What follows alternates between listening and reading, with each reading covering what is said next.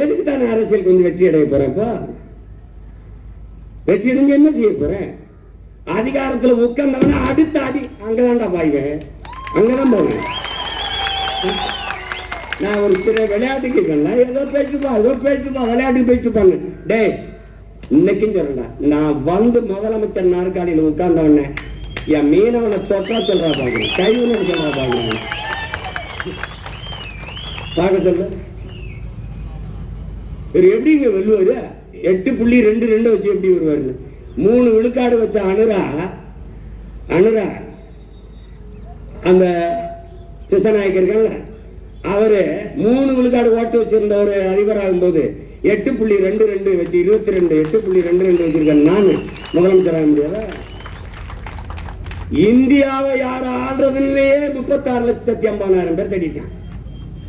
இந்தியாவுக்கு நானா பிரதமர், அது மோடி ராகுலுக்கும் சண்டை. 8வது பெட்டியில வச்ச என் சின்னத்தை தேடி இருக்கேன். இப்ப நீ எப்படி குட்டிக்கரணை அடிச்சாலும் முதல் பெட்டியில தான் நீனே வைக்கணும்.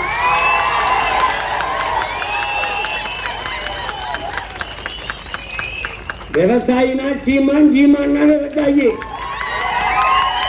அதுலயும் உனக்கு குழப்பம் வரும்னு மூஞ்சிய ஏன் மூஞ்சிதான் அது சீமான பார்த்து பார்த்து நீ ஒன்னும் பண்ண பண்ணு வேண்டிட்டேன், உங்களை கொண்டுட்டேன், கதை முடியும்.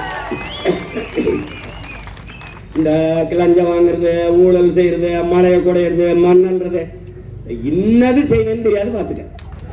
இதே மாதிரி என் பிள்ளைகளை எப்படி மூடி போச்சிருக்கான் பாரு, இதே மாதிரி நீ தோன்ற குழியில போட்டு முடிவேன். அதே பொக்குழி அதே குழி, அவ்வளவுதான். நீ அதுக்கு பின்னாடி பாருங்க இந்த அக்கிரமம் சொல்லிட்டு தானே செய்யறேன். என்ன சாட்டா உனக்கு உனக்கு குவாரி, ஒரு குவாரி ஓனர் ஆபீஸ் ரூமுக்குள்ள வாங்க இருங்க. ஏன்னா எங்களெல்லாம் என்ன பார்த்தா தெரியுது. உன்னைய நண்பு தம்பி தங்கைகளை அறிந்துக்கணும். நீ அடிமை, நான் அடிமை, நாம் அடிமைகள். நமக்கென்று ஒண்ணும் இல்லை. நீ எல்லாவற்றை இழந்து நிற்கிறாய். ஆனால் இழந்ததை கேட்டு போராடி பெறுவதற்கு ஒரு நின்று போராட உனக்கு நிலமில்லை. ஆசிரியர் பெருமக்களா, அறிவார்ந்தவன் வீதியில நிக்கிறான், ஒண்ணு மனம் இல்ல. ஜாக்டோஜியோ போராடுறான், வீதியில் நிக்கிறான். போக்குவரத்து தொழிலாளன் வீதியில நிக்கிறான். வீடு தேடி அரசு, ஓடு தேடி மக்கள் போராடுறதுக்கு 13 லட்சம் பேர் தமிழ்நாடு தேர்வாணையத்தில் தேர்வு எழுதுறார். ஒருத்தனுக்கு வேலை இல்லை. நீ என்ன பண்ணுவா சீமான்? 13 லட்சம் பேர் இல்லடா, எல்லா பேருக்கு அரசு வேலை கொடுப்பான்டா. பிரபாகரன் மகன் எல்லா பேருக்கும் அரசு. No Uber, Ola, no Swiggy, Zomato, stop it. எடுத்துப்படாதே, எடுத்துப்படாது. யாரா அந்த முதலாளி? யாரா சொல்றா? ஸ்விக்கி சுமோட்டோ ஓனர் யாரா? முதலாளி யாரா தெரியும், ஊபர் ஓலா தெரியும். என்னென்ன வித்த காட்டுவேன் மட்டும் பாரு. 6 மாசம் கழிச்சு இந்த பாரு, நானும் தூங்குறதெல்லாம் அந்த எவனையும் தூங்க விடுறதில்ல. பார்த்துட்டே இருங்க, எவனையும். இன்னைக்கு இது முடிச்சேன்னு நினைக்கிறியா? அப்புறம் பனையரை போவேன், அங்கே போவேன். அப்புறம் தேவேந்திர உள்ள வேளாளர் எங்களை பட்டியல இருந்து வெளியேற்றான்னு போடுவேன். அப்புறம் மாடை ஓட்டிக்கிட்டு மலை மேல போவேன். பாரானின் பாறை என்னென்ன சேட்டை பாரு. அப்ப திருப்பி டிஎன்பிசி தமிழ்நாடு தேர்வு எழுதாம இருக்கான்ல, அவனுக்கு ஒரு போராட்டத்தை போடுவேன். அப்புறம் துப்புரவு தொழிலாளிக்கு ஒரு போராட்டம் போடுறேன். எனக்கு தூக்கம் வரல, உங்களையும் தூங்க விடுறதா இல்ல. கண்ண முன்னா வரும் இந்த படம், கண்ண முன்னா கதறல்கள். கண்ணை மூடி தனியா இருந்தால் ராணுவ முகாமுக்குள்ளே என் தம்பி பாலச்சந்திரன், எங்கள் அன்பு மகன் வெறுமேலோட அப்படி பொறுப்பி ஏக்கமா எங்களை பார்த்தது ஞாபகம் வரும். நீ இப்படித்தான் கற்பனை செய்யணும். நீ நல்ல தன்மானமிக்க தமிழ் மகன், தமிழச்சி பிள்ளை, மார்ல பால் குடிச்ச பிள்ளைகள் இப்படிதான் யோசிக்கணும். நம்ம தங்கையை வன்புணர்வு செய்தார்கள், அது செய்தி அல்ல. 11 பேர் மாறி மாறி வன்புணர்வு செய்யும் போது நம் தங்கை இப்படி எப்படி யோசிப்பால்? இத்தனை கோடிமான தமிழ் மக்கள் என் உடன் பிறந்தார்கள், என் அண்ணன் தம்பிகள், என் சித்தப்பன் பெரியப்பன்மார்கள், என் தாத்தா பாட்டிமார்கள், மானத்திற்காக உயிரை விட்ட இன கூட்டமே, இப்படி சிங்கள நாய்கள் என் மானத்தை கெடுக்கிறார்களே, தடுக்க ஒருவரும் இல்லையா என்று எண்ணிருப்பாளா? இல்லை. அந்த நேரத்தில் அவள் என்ன ஓட்டம், அவள் மன ஓட்டம், அவள் சிந்தனை எப்படி இருந்திருக்கும் என்பதை எண்ணி பார்த்தால் நீ தூங்கிட்டினா அதுக்கப்புறம் பேசுறான். தம்பி பாலச்சந்திரன் அந்த ரொட்டியை வாயில வச்சு தூரத்துல ஏக்கத்தோடு பார்க்கிறானே, எத்தனை கோடி சொந்தம் அவனுக்கு.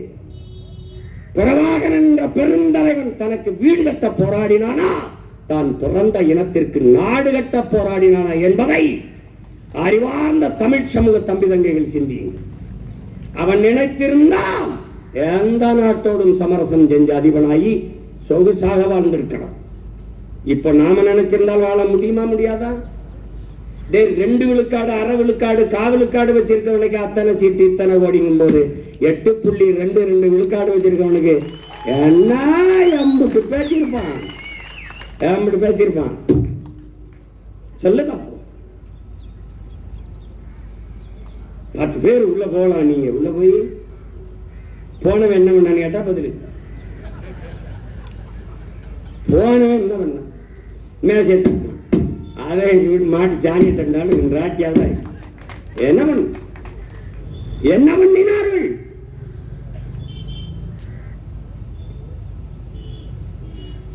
அவர்கள் பேசுவதை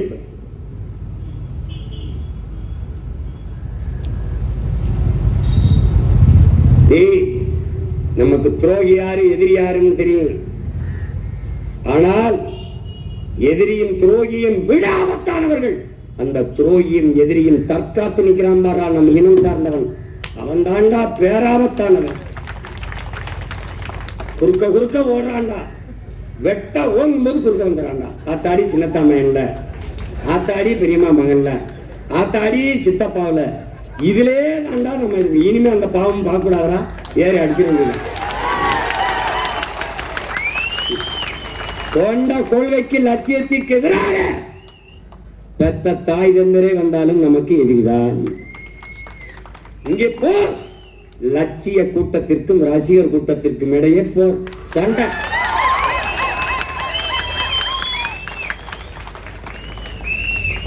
தமிழ் தேசியனத்தின் உரிமை விடுதலை என்ற புனித கனவை, உயர்ந்த லட்சியத்தை கொண்டிருக்கிற சித்தாந்தமா சினிமாவா? இதாண்டா சண்டை.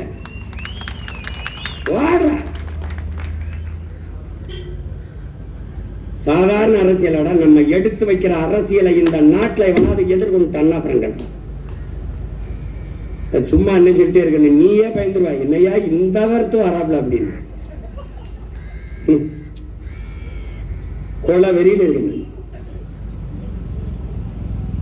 தம்பி, எல்லா வேதனைக்கும் ஒரே மருந்துதான் சாதனை தான். இதைத்தான் அறிவாசாமி அம்பேத்கர் எல்லா துண்டப்பூட்டுக்கும் ஒரே சாவிதாண்டா, ஆட்சி அதிகாரம் தான்.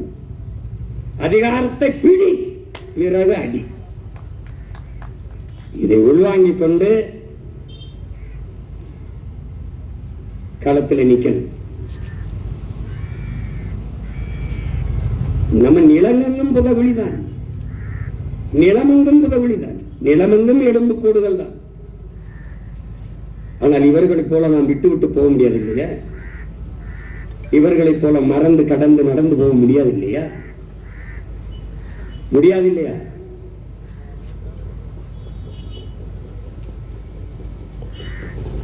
இறைமகன் இயேசு சொல்றார், ஏன் ஸ்டாலினை போய் ஏன் பார்த்தா, நான் என்ன செய்யணுங்கிறது எல்லாரையும் எனக்கு எழுதி விடுறான். ஆஹா, பல்லு 8 மணிக்கு வளர்க்கணும், போடக்கூடாது. ஆஹா, அந்த சட்டை போடாத, இந்த சட்டை போடு. ஏன் நீ வெள்ளை சட்டையை போடுற? இது எல்லாம் என்னோட கடன் வாங்கி மூளைங்கிறது எனக்கு இருக்குது. எனக்கு இவன் கடன் வாங்கி வேலை செய்யறவனுக்கு நான் ஸ்ட்ராட்டஜிஸ்ட் வச்சுட்டு வேலை செய்யற ஆளாடா. நான் எனக்கு இருக்கிற சிந்தனைக்கே வேலை செய்ய ஆள் இல்லை, கூட்டம் இல்லை. அவரை ஏன் பார்த்தானே தேவ வாசகம் இறை செய்தி இருக்கு. விருந்தில் நல்விருந்தில் நீ பங்கேற்கனாலும் துயரத்தில் பங்கேறுந்து, ஒரு துன்பத்தில் போய் பங்கேற்றிருந்து. இது ஏன் துயரத்தில் பங்கேற்கும் போது இதேபோல் துயரம், இதேபோல் துயரத்தை, இதேபோல் துயரம் நமக்கும் நடக்கும், இதேபோல் துயரத்தை நாமும் கடக்க வேண்டும் என்பதை அது படிப்பிக்குங்கிறார் இறைமகன் இயேசு. உனக்கு புரியுதுன்னு நினைக்கிறேன். அதனால அரசியல் நிலைப்பாடு, அரசியல் கோட்பாடு வேறு, கருத்து முரண் வேறு, மானுட வெறுப்பு வேறு, மானுட பற்று வேறு. ரெண்டையும் போட்டு குழப்பி கூடாது. ரெண்டையும் போட்டு குழப்பி கூடாது. எல்லா கட்சியிலையும் நமக்கு சொந்தக்காரர் இருக்கான், எல்லா கட்சியிலையும் நமக்கு ஆதரிக்கிறவங்க இருக்கான். 36 லட்சம் பேர்ல திமுக இருக்கிற அமைச்சர் பெருமக்களின் பேரனும் பேத்தியிலும் போட்டதற்கு, அதிமுக இருக்கிற மாவட்ட செயலாளர் பேரனும் பேத்தியும் போட்டதற்கு, பிஜேபியில் இருக்கிற போட்டதற்கு, காங்கிரஸ் கட்சிக்காரங்க வீட்டில் இருக்கிற பேரனும் பேத்தியும் போட்டது இருக்கு. 36 லட்சம் 26ல 1,20,20,00,000 26 லட்சம் ஆகிறதுக்கு ரொம்ப நாள் ஆகாது. அதனால இதெல்லாம் எதுக்கு இந்த போராட்டம் எல்லாம்? வெறி, வன்மம், அதை ஏத்திக்கிறது. சோறு வருதா படக்கணும். இந்த படத்தை ஒரு தடவை பாரு, பாரா எலும்பு கூடையை இறுக பற்றி இருக்கிற அந்த பிஞ்ச பாரா. தாயை பற்றி, தாய் மொழி தமிழை பற்றி தாயின் மாரோட அணைஞ்சு கிடக்கிறான் ஒரு பச்சை பிள்ளை. அப்படி தாய் மண்ணையும் தாய் மொழியும் தமிழ் பேரினத்தையும் பற்றி நில்லுங்கள். ஒவ்வொருவரும் நாம் பற்றி நிற்க வழியே கிடையாது. நீ ஒண்ணு கவனிச்சுக்க, எல்லா சாதிக்கும் தலைவர் தான், எல்லா மதத்துக்கும் தலைவர் தான். ஆனால் அவன் சாதிச்சது என்னன்னு மட்டும் சொல்லு. ஆனால் நீ பிறந்த பெருமை மிக்க தமிழன் என்கிற இனத்திற்கும் உன் மொழிக்கும் தலைவன் இருக்கானா? இல்லை. யாருக்கா? நம்மை விட்டால் எவருக்கும் நாதி கிடையாது. கோனாருக்கு தலைவர், தேவருக்கு தலைவர், நாடாருக்கு தலைவர். நாடாரை அடித்தால் கோனாருக்கு கண்ணீர் வராது, கோனாரை அடித்தால் தேவருக்கு வராது, தேவரை அடித்தால் தேவேந்திரர் அழமாட்டார். ஆனால் அதில் யாரை அடித்தாலும் தமிழ் பிள்ளைகள் நாங்கள் அழுவோம். இந்துவை அடித்தால் இஸ்லாமியர் கண்கலங்க மாட்டார், இஸ்லாமியர் அடித்தால் இந்து வருத்தப்பட மாட்டார். ஏனால் அடிப்பவரே அவராதான் இருப்பார். இதில் யார் முதுகில் அடிபட்டாலும் முதலில் வெடித்து துடித்து தடுக்க போராடி கலங்கி நிற்பவர்கள் பிரபாகரனின் பிள்ளைகள் தான் என்பதை தமிழ் சமூக தம்பிதங்களில் புரிந்து. இது வெறும் அற்ப அரசியல், ஓட்டுக்காக நிற்கிற அரசியல் இல்லது, மாபெரும் அரசியல் புரட்சி. அதனால்தான் இது மாற்றத்திற்கான எளிய மக்களின் புரட்சி என்ற முழக்கத்தை முன்வைத்தோம். செம்மணி படுகொலை என்பது அங்கே நிகழ்ந்த படுகொலையில் ஒரு துளி. லட்சக்கணக்கான மக்கள் கொண்டு புதைக்கப்பட்டிருக்கிறார்கள். 10,000 பேரை செத்து போனார்கள் என்று ஒரே சொல்லில் முடித்து விட்டான். கேட்க நாதி கிடையாது. இந்த நிலையில் பன்னாட்டு சமூகம் நமக்கான நீதியை விசாரணை, தடையின்றி நீதி விசாரணை வரணும். அது எப்போது வரும் என்றால், தமிழ் தேசிய இனத்திற்கென்று ஒரு அரசு, தமிழ்நாடு அரசு, தமிழர் அரசா வரணும். தமிழ் இனத்தில் பிறப்பனெல்லாம் தமிழன் இல்லை என் உடன் பிறந்தானே. ஒரே நிலம், பச்சையாகத்தான் இரண்டும் வளர்கிறது. நிலம் ஒன்று, நிறம் ஒன்று, ஆனால் இது நெல், இது புல். விளங்குதுன்னு நினைக்கிறேன், உனக்கு புரியுதுன்னு நினைக்கிறேன். நம் இனத்தில் பிறந்திருப்பான், ஆனால் அவன் இனத்துக்காரன் இல்லை. அதை நல்லா கவனிச்சுக்கணும். எவன் புல்லு எவன் நெல்லுன்னு தெரியாம நம்ம ஓடிட்டு இருக்கோம். துரோகி எங்கடா இருக்கான்? இங்கதான் இருக்கான், பக்கத்துல உட்காந்துருக்கான். எதிரி எப்பவும் தூர இருக்கான், துரோகி எப்பவும் பக்கத்துல இருக்கான். தலைவன் என்ன சொல்றான்? இன்றைய துரோகி நேற்றைய நண்பன், நாளைய துரோகி இன்றைய நண்பன். எங்க இருக்கான்? பக்கத்தில் இருக்கான். எதிரி எப்பவும் உன் பலத்தை குறிவைப்பான், துரோகி எப்பவும் உன் பலகீனத்தை குறிவைப்பான். சீமானுக்கு தெரியாதா? அவரோட நாங்க இருந்தோம், அப்படி ஒன்னா படுத்தோம், ஒன்னா தூங்கினோம், நக்குன்னு வச்சுப்பான். எதிரி கவனமா இருப்பான். அவன் என்ன செய்வான்னு தெரியலையே. ஐயோ என்ன பண்ற? ஐஎஸ் என்ன ரிப்போர்ட் சொல்லுது சார், வீடு வீடுக்கு போக சொல்றாரு சார். அப்ப நீனும் போயா? அதான் நடந்துருக்குது, அதான் நடந்துருக்கு. அறிவார்ந்த தமிழ் சமூகத்தின் பிள்ளைகள், இன உணர்வும் மான உணர்வும் கொண்ட பிள்ளைகள் இந்த தருணத்தை, இந்த வரலாற்று வாய்ப்பை என் தம்பி மருத்துவர் கார்த்தி சொன்னது மாதிரி, இது வரலாறு நமக்கு கையளித்திருக்கிற ஒரு அரிய வாய்ப்பு. இதை விட்டுறாதீங்க. விட்டீங்கன்னா கஷ்டம். தமிழ் என்ற ஒரு மொழி இருந்தது, தமிழர் என்ற ஒரு இனம் இருந்தது. அது பெருமைகளோடு வாழ்ந்து சிறந்த ஒரு மூத்த இனம். இந்த எந்த அடையாளமும் உனக்கு இருக்கு. இந்த கீழடி வச்சுட்டு என்ன விளையாட்டு காட்டுறான்? அது தமிழர் நாகரிகம் அங்கீகரிக்க மாட்டானா? ஒருத்தர் என்ன கொடுமை வருது. நான்லாம் வந்தேன்னா அது ஆப்பிரிக்க நாகரிகம் சொல்லிட்டு போயிருவேன். போடாது ஆப்பிரிக்க நாகரிகம் எப்படி இருக்கு பாரு. இப்ப வர்றாப்புல, நாளைக்கு வர்றாப்புல நம்ம ஐயா, நம்ம பாட்ட ராஜேந்திர சோழனை அவன் கட்டுன நாகநாதர் கோயில செங்கல் செங்கலா பேத்து வச்சுட்டாங்க. ஒரு கோயில் கட்டி வச்சிருந்தாரு நாகநாதருக்கு, செங்கல் செங்கலா பேத்து வச்சுட்டாங்க. யுனெஸ்கோ நிறுவனம் சொல்லுது, தொன்ம அடையாளங்களை, பழமையான அடையாளங்களை பாதுகாப்பதில் இவர்களுக்கு எந்த அக்கறையும் இல்லை, இந்தியர்களுக்கு தமிழர்களுக்கு என்று. நம்ம பாட்டம் கட்டின கோயில் செங்கல்களாக பிரிச்சு அடுக்கப்பட்டது. நாளைக்கு வந்து என்ன பேசுவார்? 1000வது ஆண்டுல இந்து எம்பரன், இந்து பேரரசன் ராஜராஜ சோழன், ராஜேந்திரன்லாம். அவன் காலத்துல இந்த நாடு ஏது, இந்தியான்னு ஒரு நாடு ஏது, இப்படி ஒரு சொல்லு ஏது, மதம் ஏது? அவன் சொல்லும் போதே முருகன் தமிழ் கடவுள். அப்ப சிவன், பெருமாள், திருமால் என்ன கடவுள்? ஏன் அந்த கேள்வி எழல?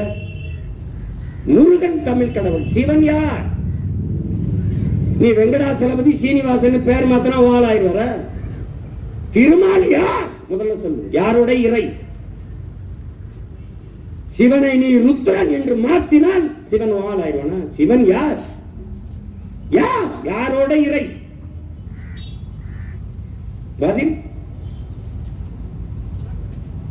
அது ஒரு ஏமாந்த ஒரு கூட்டம், பழைய கூட்டம். இழந்த எங்கள் பண்பாட்டை, நிலத்தை, வளத்தை போராடி மீட்பதற்குத்தான் இந்த நிலத்திலே மானத்தமிழ் பிள்ளைகள் இன உணர்வும் மான உணர்வும் கொண்டு இந்த மண்ணிலே கிளர்ந்து நீக்கிறோம். சும்மா போறதெல்லாம் தன்மையப்படுத்திக்கிட்டு நீ என்ன பாரு, நாளைக்கு சொல்றாரே இல்லையா ராஜேந்திர சோழன், அவர் சொல்வார்.